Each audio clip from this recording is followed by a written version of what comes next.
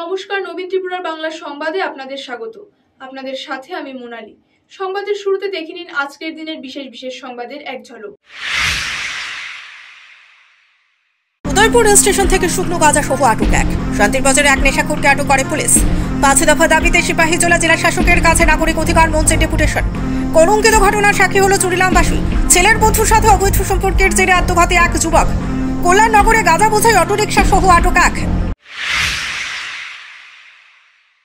সাবরুমের কল্যাণনগরে শুক্রবার রাতে একটি অটোরিকশা করে গাঁজা পাচারের সময় গাঁজা ভর্তি অটোরিকশা সহ একজনকে আটক করে সাবরুম থানার পুলিশের হাতে তুলে দেয়। ভারতীয় সীমান্ত নিরাপত্তা বাহিনীর 114 নম্বর ব্যাটালিয়নের জওয়ানরা শুক্রবার রাতে সাবরুমের কল্যাণনগরে একটি অটো থেকে 3 বস্তা গাঁজা উদ্ধার করে। অটো চালক পালিয়ে গেলেও অটোতে থাকা একজন প্রাণেশনাথকে আটক করে সাবরুম থানায় তুলে দেয়। এই বিষয়ে সাবরুম থানার ওসি অপু দাস সংবাদ মাধ্যমের সামনে বিস্তারিত জানান। ব্যুরো রিপোর্ট, নবীন ত্রিপুরা। গতকালকে রাত্রে শেষ রাত্রিবেলা আমাদের ছোটাকিল বিএসএফ ডিউটি অবস্থায় একটা ইলেকট্রিক টোটো কল্যাণনগর থেকে অনুঘাটের দিকে যাচ্ছিল। ওই সময় তারা সেই টোটোটাকে সিগন্যাল দেয়, অটোটাকে ইলেকট্রিক অটোটাকে কিন্তু তারা সিগন্যাল অমান্য করে যখন ভাগছিল তখন তারা পেছন দিকে ধাওয়া করে অটোটাকে কিছু দূর দিয়ে আটকায় কল্যাণনগরে, এবং আটকানোর পরে এই ইলেকট্রিক অটোর ড্রাইভারটা পালিয়ে যায় এবং ইলেকট্রিক অটোর মধ্যে আরও একজন ছিল পেছনে বসা, তার সঙ্গে কিছু 3 বস্তা ড্রাই গাঁজা শুকনো গাঁজা ছিল এবং এগুলোকে বিএসএফ সিজ করে এবং ডিটেন পার্সনকে তারা একটা পার্সন ছিল তারা ডিটেন করে ইন্টারভিউশন করার পরে তারা আমাদের থানাতে হ্যান্ড ওভার করে সিজের প্রসেস কমপ্লিট করে এবং তার এগেনস্টে আমরা তাদের দুজনের এগেনস্টে আমরা একটা মামলা নিয়েছি এবং আজকে তাদের আদালতে প্রেরণ করা হবে। সমাজের বুকে ঘটল আরও একটি কলঙ্কময় ঘটনা। ছেলের বন্ধুর সাথে অবৈধ সম্পর্ক গড়ে তুলল এক মহিলা। সম্পর্ক ছাড়াতে চাইলেও ছাড়তে দেয়নি বন্ধুর মা। সামাজিক মাধ্যমে কলঙ্কের চিত্র তুলে ধরে আত্মঘাতী হল যুবক। ঘটনা চরিলামের চ্যাটার্জি পাড়াতে। বন্ধুর মায়ের সাথে প্রেম, পরে অনুশোচনায় আত্মঘাতী যুবক। এমনই এক ঘটনা ঘটল শনিবার চরিলাম চ্যাটার্জি কলোনিতে। বন্ধুর মায়ের সাথে অবৈধ সম্পর্ক ভুল বুঝতে পেরে সম্পর্ক থেকে বেরিয়ে আসতে চেয়েছিল যুবক, কিন্তু প্রেমের টান যে বড় গভীর। প্রেমিকা চাইছে না তার চিরুর সাথে প্রেমিককে হারাতে, বাস আর কি। প্রেমিককে হারানোর ভয়ে ব্ল্যাকমেলিং শুরু করল প্রেমিকা। ফলে সম্পর্ক থেকে বের হতে পারছিল না প্রেমিক যুবক। শেষ পর্যন্ত করুণ পরিণতি। ফেসবুকে সম্পূর্ণ ঘটনা পোস্ট করে বন্ধুর কথা ভেবে অনুশোচনায় আত্মঘাতী সেই প্রেমিক যুবক। তার নাম পশনশীল, বয়স মাত্র 23 বছর। চরিলাম থেকে নিজস্ব প্রতিনিধি রিপোর্ট, নবীন ত্রিপুরা। সায়নপাল আর তার জেঠা, সায়নপালের জেঠা দিলীপ পাল, এই দুজন আইসে আমরা বাড়ি আইসা তারা লোক কথাবার্তা কইছে। কথাবার্তা কওয়ানোর পরে তারা কইছে তোমরা একটু বুঝাই কও তো এইটা করে দিল। এই কথা কওয়ানোর পরে তারা কইছে যে সায়নপালও কইছে, সায়নপালের জেঠাও মনে কইছে যে তুই কালকের থেকে আর আমরা বাড়ি যাইস না। এই কথার পর থেকে তারা তো কথার তো কয়ে গেছে। এরপর থেকে কি হয়েছে? এরপর থেকে তো আমার ভাইও গেছে গা। এরপরে কইছে বাড়ি থাকতো তে ঘুমাইব, তো ঘুমাইতেও গেছে। বোনের লোক একটু ঘুমাইছে, ঘুমানো মানে তার ছোটো বোনের লোক আর কি কয় ভাই তুই আর জামার লোক ঘুমাতে যে তো উঠে হয়েছে। ঘুমানোর পরে তারা গেছে গা, ভাইও গেছে গা। এরপরে একটু পরে দেহে তে নাই নাই। এবার তার মা আর তার ছোটো বইনে এই খুঁজি করতেছে, চিল্লাচিল্লি করতেছে। এরপরে যায় আসে এদিকে দেখে গেটা গাছ চলে গেছে। অবস্থা 11টা মতো ভালো, 11টা। পরবর্তী সময় থানা গেছে, থানার পরে থানা যাইছে, থানা তারা সহকারে আইনা বিশ্রান্ত হসপিটাল সেটা সুস্থ বিচার যাতে হয়। ওনার নাম তো আমি তো সায়নের মা জানি, আসল নাম আমি জানি না। আর প্রদীপ পাল, হ্যাঁ স্বামীর নাম প্রদীপ পাল। সোনামুড়া সহ জেলাবাসীর 5 দফা দাবিতে সিপাহীজলা জেলা শাসকের কাছে ডেপুটেশন দিল নাগরিক অধিকার মঞ্চ। 5 দফা দাবি নিয়ে জেলা শাসকের নিকট নাগরিক অধিকার মঞ্চের ডেপুটেশন। সোনামুড়া এবং পার্শ্ববর্তী এলাকার নাগরিকদের গুরুত্বপূর্ণ 5 দফা দাবি নিয়ে সিপাহীজলা জেলা শাসকের নিকট প্রতিনিধিমূলক ডেপুটেশন প্রদান। দাবিগুলোর মধ্যে ছিল মহকুমা শাসকের অফিসে বিভিন্ন বিভাগে নথি যাচাইকরণ এবং প্রক্রিয়াকরণের অজুহাত দেখিয়ে আধার কার্ড, পিআরটিসি, বিবাহ শংসাপত্র, এসটি, এসসি, ওবিসি সার্টিফিকেট সহ রেশন কার্ড করার ক্ষেত্রে জনসাধারণের হয়রানি বন্ধ করা, গোমতী নদীর উপর ঝুলন্ত সেতুর তাৎক্ষণিক মেরামত করা, সোনামুড়া বালিকা বিদ্যালয়ের কাছে ইফটিজিংয়ের বিরুদ্ধে ব্যবস্থা গ্রহণ করা, বিএসএফ দ্বারা কৃষকদের হয়রানি বন্ধ করা, এছাড়া মেলাঘুর থেকে সোনামুড়া রাস্তার কাজ দ্রুত সম্পূর্ণ করা। বেজিমারা গ্রাম পঞ্চায়েতের অধীন বড়নারায়ণ এলাকায় 2024 সালের বন্যায় গোমতী নদীতে তলিয়ে যাওয়া সড়ক 2025 সালেও সংস্কারে হাত দেয়নি দপ্তর। সড়কটি দ্রুত সংস্কারের জন্য জেলা শাসকের নিকট দাবি জানিয়েছেন নাগরিক অধিকার মঞ্চের কর্মকর্তারা। দাবিগুলো শুনে জেলা শাসক প্রত্যেকটি দাবির যৌক্তিকতা স্বীকার করেন এবং দাবিগুলো সমাধানের উদ্দেশ্যে সোনামুড়া মহকুমার নির্দিষ্ট স্থানগুলো পরিদর্শন করবেন বলে প্রতিনিধি দলের কার্যকর্তাদের আশ্বস্ত করেছেন জেলা শাসক ডক্টর সিদ্ধার্থ শিব জসওয়াল। ডেপুটেশনকালে জেলা শাসকের নিকট সোনামুড়া মহকুমা শাসক নাগরিক অধিকার মঞ্চের কর্মকর্তাদের সাথে সাক্ষাতের নামে দ্বিচারিতা করেছেন বলে অভিযোগ করেন মঞ্চের নেতৃত্বরা। সাংবাদিকদের মুখোমুখি হয়ে কথাগুলো বলেন নাগরিক অধিকার মঞ্চের সাধারণ সম্পাদক ডক্টর জাহিরুল হক। উপস্থিত ছিলেন মঞ্চের সভাপতি আইনজীবী জলিলুর রহমান, আইনি উপদেষ্টা অ্যাডভোকেট জসিম উদ্দিন, সহ সভাপতি মাওলানা আবুল খায়ের, সহ সম্পাদক মিজানুর রহমান, কোষাধ্যক্ষ মাওলানা জামাল হোসেন। সোনামুড়া থেকে নিজস্ব প্রতিনিধি রিপোর্ট, নবীন ত্রিপুরা। নাগরিক অধিকার মঞ্চের পক্ষ থেকে সিপাহীজলা জেলা শাসকের নিকট এক প্রতিনিধিমূলক ডেপুটেশনে আমরা সম্মিলিত হয়েছি, বিশেষ করে 5টি দাবি নিয়ে।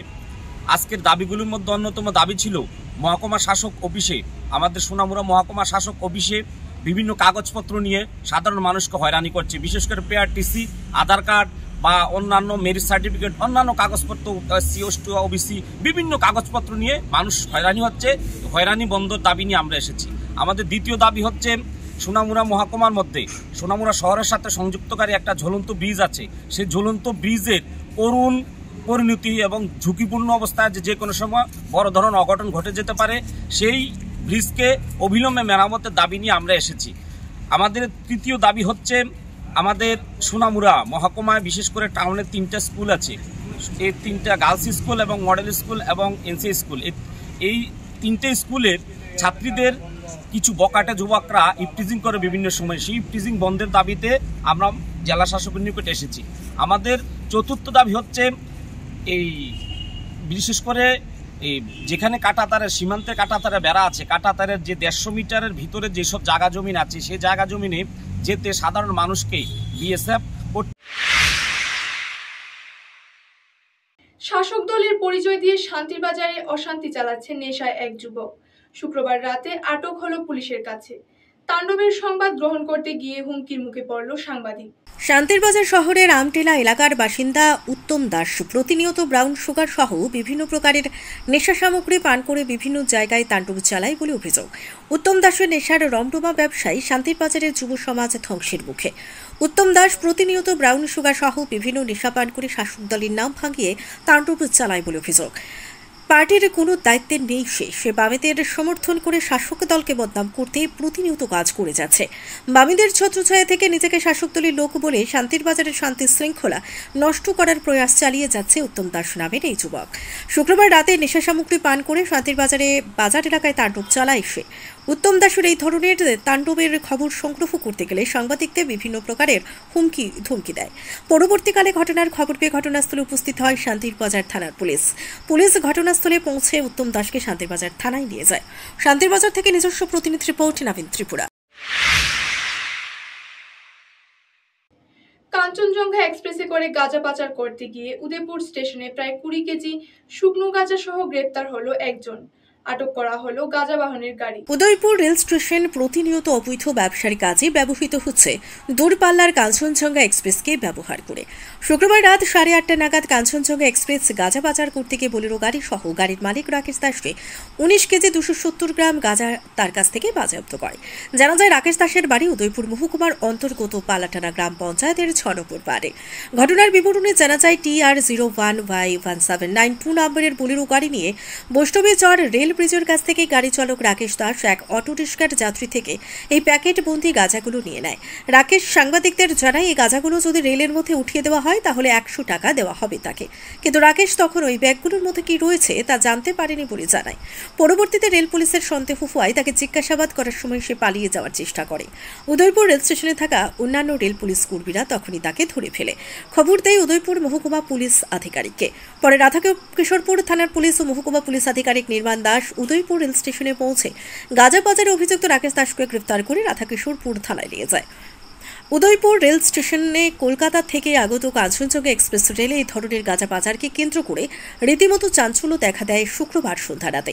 মহকুমা পুলিশ আধিকারিক নির্মাণ দাস সাংবাদিকদের প্রশ্নের উত্তরে জানান, এই গাঁজা পাচারের সাথে রাকেশের কিভাবে যোগাযোগ হয়েছে এবং কোথা থেকে গাঁজাগুলো প্যাকেটবন্দি করা হয়েছে নিয়ে জিজ্ঞাসাবাদ করা হবে। শনিবার দুপুরে উদয়পুর জেলা আদালতে তাকে পেশ করা হয়। উদয়পুর থেকে নিজস্ব প্রতিনিধি রিপোর্ট, নবীন ত্রিপুরা। রেল স্টেশনে আজকে আমাদের আরকেপুর পিএসের অফিসার্স এবং জিআরপি উদয়পুর স্টেশনের অফিসার্স একসঙ্গে জয়েন্ট চেকিং করছিল যখন সন্ধ্যেবেলায় কাঞ্চনজঙ্ঘা এক্সপ্রেস আগরতলা থেকে সাবরুমের উদ্দেশ্যে যাচ্ছিল। তো ট্রেনটা যখন উদয়পুর এসে থামে তখন স্টেশনের যে প্ল্যাটফর্ম রয়েছে তার সংলগ্ন যে এরিয়া ওইখানে একটি বোলেরো গাড়ি এসে থামে এবং তার মধ্যে থেকে একজন ব্যক্তি যার নাম রাকেশ দাস, উনি দুটো ব্যাগ নিয়ে ট্রেনের দিকে ছুটছিলেন। তৎক্ষণাৎ আমাদের চেকিং পার্টি ওনাকে দেখে ওদের সন্দেহ হয় এবং ওনাকে আটকায়। ওনার পজিশন থেকে 9টি packet of dry ganja recover করা হয়েছে এবং পরবর্তীকালে সিজ করা হয়েছে এবং যার টোটাল ওয়েট 19.274 গ্রাম, 19 কেজি 276 গ্রাম। উনি প্রিলিমিনারি ইন্টারোগেশনে যা বলেছেন ওনার বাড়ি পাল্টানা। বাকি আমরা তদন্ত করে দেখছি কোথেকে এনেছে বা কী আছে। লায়ন্স ক্লাব ও লিও ক্লাবের উদ্যোগে খোয়াইতে অনুষ্ঠিত হলো সামাজিক কর্মসূচি। শনিবার লায়ন্স ক্লাব অব খোয়াই ও লিও ক্লাব অব খোয়াইয়ের যৌথ উদ্যোগে বাগান বাজার কাঁঠালবাড়ি স্থিত উৎকর্ষ সামাজিক সংস্থার উদ্যোগে একটি সামার ক্যাম্প অনুষ্ঠিত হয়। উক্ত অনুষ্ঠানে যোগা, বিভিন্ন ধরনের গেম, আর্ট এবং চোখের পরীক্ষা করা হয়। উক্ত অনুষ্ঠানে লায়ন্স ও লিও ক্লাবের সভাপতি সহ অন্যান্য সদস্যরা উপস্থিত ছিলেন। খোয়াই থেকে নিজস্ব প্রতিনিধি রিপোর্ট, নবীন ত্রিপুরা।